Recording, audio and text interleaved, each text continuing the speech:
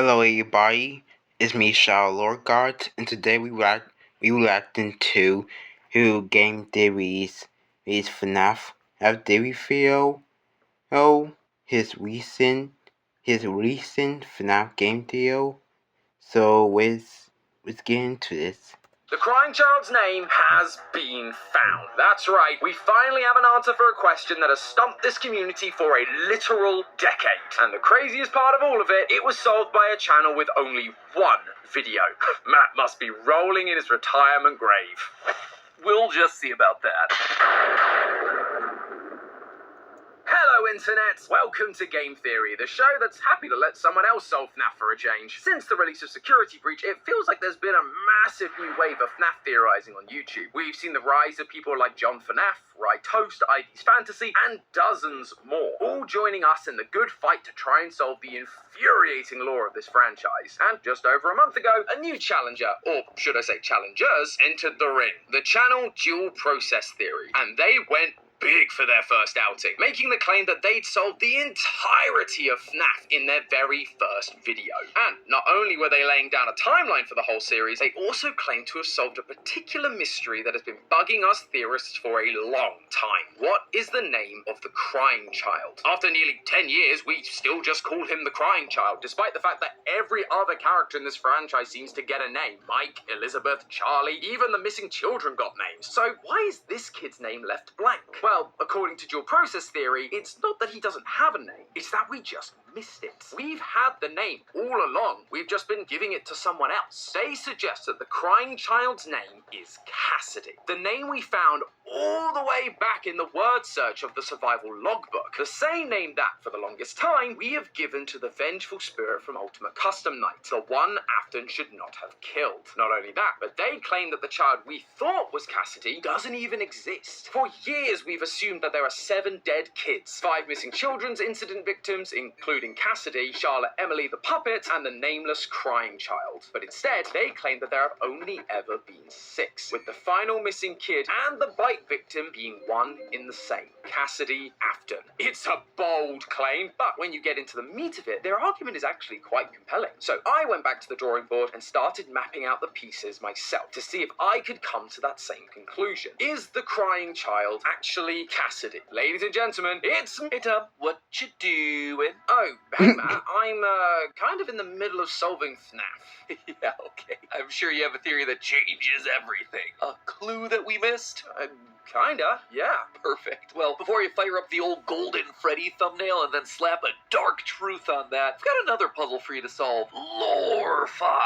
With all the FNAF stuff coming down the pipeline, I was actually just about to do a Morty on Dual Process Theory's theory. Oh, I remember that one. It's a great video. But, you do realize the M in Morty stands for matpat, right? Matpat occasionally reviews theories, yo. Huh, didn't think about that. Say, Matt, I know you're Retired now. I've got nothing but time. But I think you're right, so let's quickly recap, starting with the first major point, how we got the name in the survival logbook. Now, this book has been a cornerstone of the FNAF franchise since its release. Inside, we have 3 separate people speaking to us. Michael Afton, who writes in red pen, a spirit that writes in faded text, and a third person that alters the text of the book. The faded text writes the words, my name, on a number of the pages. And on those pages, there's always some sort of weird number. Take all those numbers and turn them into coordinates for the word search, and bam! You get the name Cassidy. It sounds so simple now, but I remember ripping my hair out over this at the same time you were. But the key to the whole thing was one very important usage of my name. On one of the pages, the my name appears on a gravestone, just like the gravestone missing a name from FNAF 6's ending, which, it should be remembered, released around the same time as this book. So it seemed pretty darn obvious that these clues were revealing the name of that final character, the 5th missing child, which is why for the longest time we've been calling the 5th child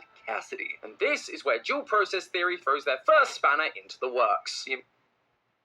There's a short... Do you mean wrench? Look, you chose a British guy to take over. This is what you get. While, yes, my name appeared on every page the clues were hiding, notice what's on the opposite page of the word search. A mirror. And under it, the spirit leaves a message. What do you see? Well, what's on the other page? The crying child using altered text in the word search. It's me, Cassidy. God, it's so good! It is pretty compelling, especially because, in all honesty, the placement of that mirror always felt suspicious to me. So I really like them using it for their theory, but if Crying Child is Cassidy, then who else is speaking in the book? You need a second spirit to act as the fated text. Well, according to them, it's Charlie, the puppet, doing what she's been trying to do the entire series, help the lost spirits find themselves. And again, I gotta say, I really like that. Narratively, that's really satisfying because it brings together the three main characters from the franchise all in the same place. Mike with his red pen, Crying Child Cassidy as the altered text, and Charlie guiding the conversation as the ghostly fated text. It's cool and it feels complete, but is there actual evidence to support this, or is it all hypothesis? And that's not all. Dual process theory weren't just satisfied with Crying Child having Cassidy's name, they went further to suggest that the Crying Child is Cassidy, as in Cassidy is an Afton, and the fifth missing child on the gravestone,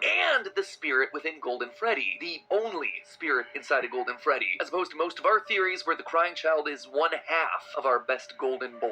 They also have the evidence to back it up. The first point is that Golden Freddy doesn't speak in plurals. When you take a look at the one line we ever get from Golden Freddy, what do we see? It's me, singular, implying that there's only one spirit in there. Compare that to what we see in the books. Throughout the series, there have only been 2 instances of animatronics possessed by multiple people. The first is the Stitch Wraith from the Fazbear Frights epilogues. The second is Rosie Porkchop from the Fazbear Frights story Together Forever. And while the Stitch Wraith isn't able to speak until the second soul is gone, Rosie Porkchop speaks while still containing both spirits, and refers to itself as ladies in waiting. It's using plurals showing the 2 spirits. We're gonna come back to that point, right? Yeah, don't worry, we're gonna come back to all of this. Okay, great, because I have thoughts on that one. The second point they bring up is everyone's favorite FNAF 3 classic, Happiest Day. This is the final minigame where we see the puppet giving cake to the birthday child, surrounded by their friends in animatronic masks. Once the puppet delivers the cake, the child stops crying, puts on their Golden Freddy mask, and all the children's spirits move on. Well, except for Charlie, because she's still got to show up in FNAF 6.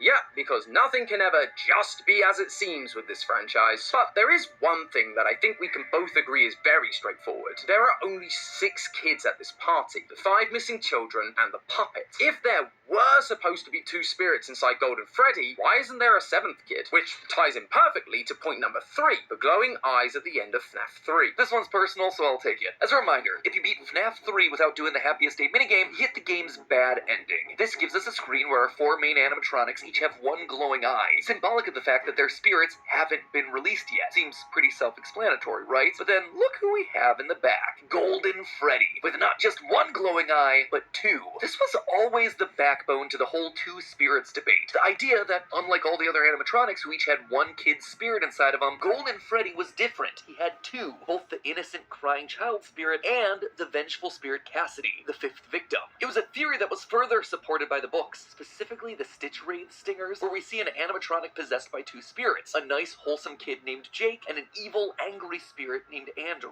One who dies in a hospital setting like the Crying Child, and one who dies by a brutal murder from Afton. I mean, the parallels are hard to deny. However, Dual Process challenges this by calling out the fact that if there were indeed 2 spirits in the body, why then do both eyes go out once you complete Happiest Day? Especially since we've believed that the Cassidy spirit lingers on to torture Afton in Ultimate Custom Night. Only 1 light should have gone out, to which I have one answer: retcon. But obviously that's a bit of a cheap explanation if we can avoid it. Which brings us to Dual Process's last point. How can the Crying Child be the 5th missing kid when, very clearly, he's not missing? Like, he's literally right here in front of a large room of people. Well, they make the assumption that this was all part of William's scheme. After the bite of 83, William pulls his child out of the hospital, and while experimenting with harvesting remnants, has the bright idea to stuff his son into Golden Freddy. Whoops! Bad idea, Will. It doesn't work, and the spring locks kill him, which is why we see Golden Freddy twitching in Ultimate Custom Night in the same way William does during the FNAF 3 teaser. This mistake devastates him, and in a drunken stupor, he lashes out at Henry's daughter, Charlie, killing her last. This then aligns with what we see from the gravestone puzzle in Help Wanted 2. To solve it, you have to light the gravestones marked by the 6 dead children in a specific order, presumably the order in which they died. Chica, the first, she has seen everything, followed by Foxy, Freddy, Bonnie, then Golden Freddy, and finally, the puppet. Later, when the police start to investigate the disappearances at the restaurant, William claims his child also went missing to throw them off the scent that he may be the killer. Now, while I don't really love the logical jumps their explanation takes there, one thing I really do like about the Crying Child being the 5th missing victim,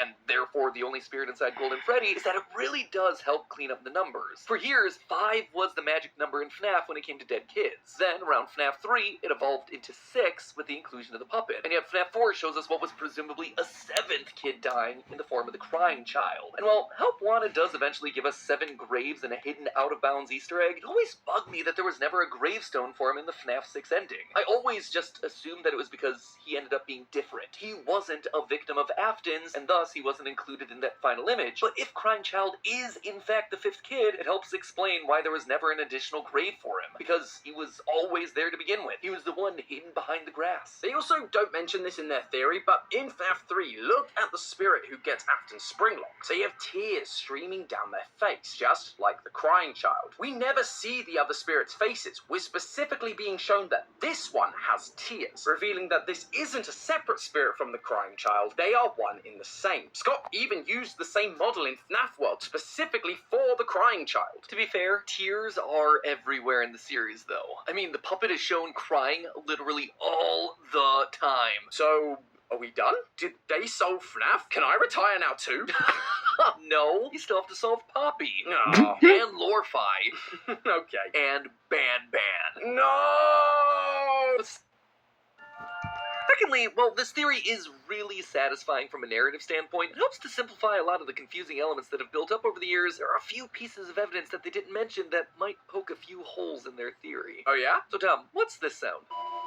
It's a flatline. And when does a flatline happen? Well, a flatline is typically shorthand to show that someone has died, usually in a hospital. Exactly. And during FNAF 4, we see things like IV bags, pills, and flowers surrounding the bed. All things that you would see in a hospital. Crying Child was in the hospital for his injuries, and then we hear a flatline right after Afton says that he's going to put his son back together. Afton leaves, represented by psychic friend Fredbear fading away, which then leaves Crying Child alone in the dark. He's lost in the darkness. He's dead. He's alone. Everything about this cutscene seems to be suggesting that he died in this hospital. Could you potentially make the argument that William pulled his son off of life support in the hospital and brought him back to an underground bunker where he's going to do experiments on him until he's able to bring him back to life, and that's why we hear a flatline here? Sure, you could make that argument, but it feels really overcomplicated just for the sake of your theory. And even still, if he did do all of that, there's a room full of people that saw Afton's son get bit. That make it pretty darn hard for Afton to convince anyone that his son went missing as part of some random killer's murdering spree. There's also that whole speaking in plurals thing I know you had thoughts on. Yes, thank you. I brought up earlier the huge number of parallels between the 2 spirits inside the Stitch Wraith in the books and the 2 spirits that are potentially inside of Golden Freddy in the games. Now, say what you will about book-based evidence, but the epilogues at the end of these things tend to be very important for storytelling. I mean, we saw that explicitly with the reveal of the Mimic. So to focus on this character of the Stitch Wraith, comprised of 2 spirits across 11 books, yeah, that feels pretty darn important. And in the Stingers, each spirit inside the Stitch Wraith speaks in the first person. So it would then make sense for one spirit inside of Golden Freddy to say, "It's me, singular. It's me, the Crying Child, your brother." But let's go a level deeper. In the Stingers, the Stitch Wraith is made up of a mix of parts. Andrew, the angry one, is established to not be able to see because his part forms the body. Jake, the nice one, can see because his spirit is trapped in the head part. As such, he reports what's happening in the world back to Andrew in the body. And what do we see happening in the logbook? Well, it's a similar sort of dynamic. One spirit asks, "What do you see?" And the other one responds, "I can't see." It's a direct parallel. Even down to the Happiest Day minigame. There's a point in the Stingers when Jake is given the chance to move on and pass into the afterlife, but he chooses to linger back in order to help Andrew. Eventually, one of them moves on while the other is kept to Earth, held back by Afton.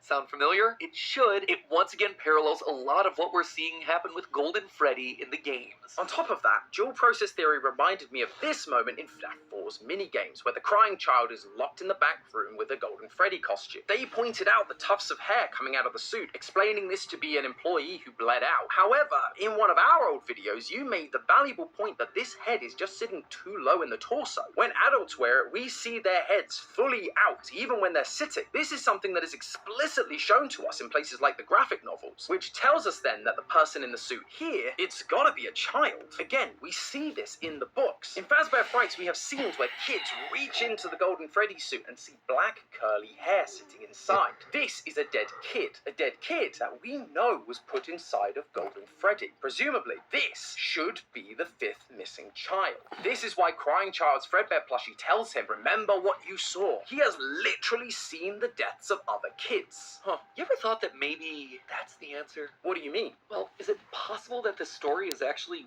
way simpler than we, the FNAF community, have made it out to be? I mean, look at the scene. Like, really look at the scene. It is pretty darn self-explanatory. A kid is locked in the storage closet and literal tufts of hair are sticking out of the suit. I remember when I first saw this scene, I overthought this thing to death, assuming that it had to be more than just hair sticking out of the suit. Maybe they were wires or tufts of suit hair or something like that, because this was 1983, and by all accounts, it was the first location. It was Fredbear's Family Diner, the beginning of the timeline. The missing children's incident didn't happen here. It was at Freddy Fazbear's Pizza. Clearly, these brown pixels had to represent something else. But in retrospect, the scene is pretty explicit. There's a kid dead in this suit. Done. Cut and dry. Remember what you saw? You saw a dead kid. We, as theorists, are so often desperate to search for narrative satisfaction. We bend over backwards to try and justify timelines where Afton is killing kids because of Elizabeth's death, or because he's trying to put his son back together and he wants to run experiments to harvest remnant from other kids. But what if he's just a weird, sick dude who just started killing kids one day?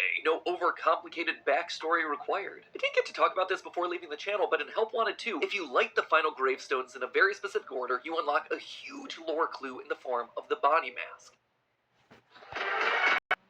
This is the moment that basically confirms that we're playing the game as Bonnie Bro. But the order of the gravestones, it feels very intentional. They explicitly give us an order of events. Chica first, then Foxy, Freddy, Bonnie, Golden Freddy fifth, Puppet last. It was really confusing because Charlie dying last didn't make any sort of sense. What about this? A wound first inflicted on me. And yet this gravestone evidence is what the games are telling us. It's also kind of what we're seeing in FNAF 4. If that tuft of hair is to be believed, and really, why wouldn't we believe it, that gravestone timeline could probably be right. Afton was just killing kids because he could. He was a deranged serial killer. Man, retirement really has taken a toll on you. But I also think I see where you're going with this. Crying Child witnesses the dead kids in the suits and then gets bit by Fredbear on the day of his party. Afton would be devastated by this, promising to put his son back together. He'd be furious at his business partner Henry because it was his engineering that did this to his boy. Then, one night, an opportunity presented itself. Charlie was locked outside by some bullies, and so Afton, in a fit of rage, killed Charlie.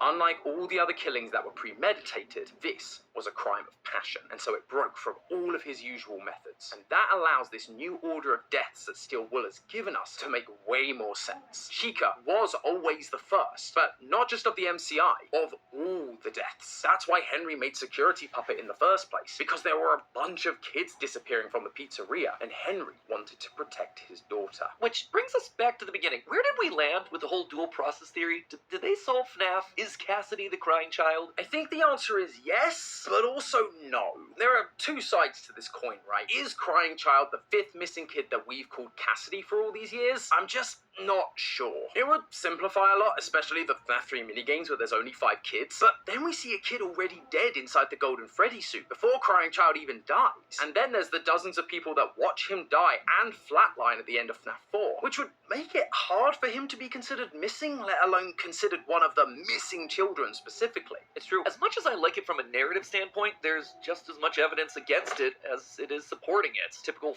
FNAF, you know? Well, not completely, because there's the second side of this question. Sure, Crying Child might not be the fifth missing child, but based on what dual process theory presented, I think they might be right that Crying Child's name is Cassidy. William Afton, a deranged serial killer hiding in plain sight, until one day his son Michael decided to play a prank that would kill his youngest son, Cassidy Afton. It has a nice ring to it, I've got to admit. Maybe, and I definitely see it. It's just a frustrating catch-22, you know? We either get to have the crying child's name, and in the process we lose the established fifth missing kid name, or Cassidy is the fifth missing kid, and crying child remains as nameless as he ever was. I mean, the answer's got to be in here somewhere, surely. The altered text opposite the mirror returns the spirit's questions with, who are you? What's your name? And with Cassidy not being the fifth missing kid, that leaves the my name gravestone clue wide open. Honestly, My money's on the Foxy Grid. We never did solve it, and there's ghostly text written at the start. Maybe we should take another look. Oh, no. There's no we here, my friend. I did my time with that Foxy Grid. This is all on you, man. Oh, well then, I guess I better get started. It's not like I had a billion other FNAF things to worry about. Regardless, I suppose I should thank you for helping me out with this episode, Matt. I know Lawfi has kept you pretty busy. Oh yeah, Lorefy. Nearly forgot that I was on here to promote that. Just got so caught up in the FNAF discussion. Anyway, I should probably get back to working on that. The team and I have worked really hard to make this project as great as it can be, and episode 1 just launched today here on YouTube. So, if you're in need of some chill beats for studying... So, what do I think? I think it was pretty good, but yeah, but I do have to disagree of the whole Cassie be the name for the crime child and not the fifth missing child kid, because the fifth child kid was always Cassie, in my opinion. But yeah. But anyways, I think it was a good feel for the most part. And what do you think? Leave a comment below and like and subscribe if you like it. So I'll see you guys next time. Bye everyone.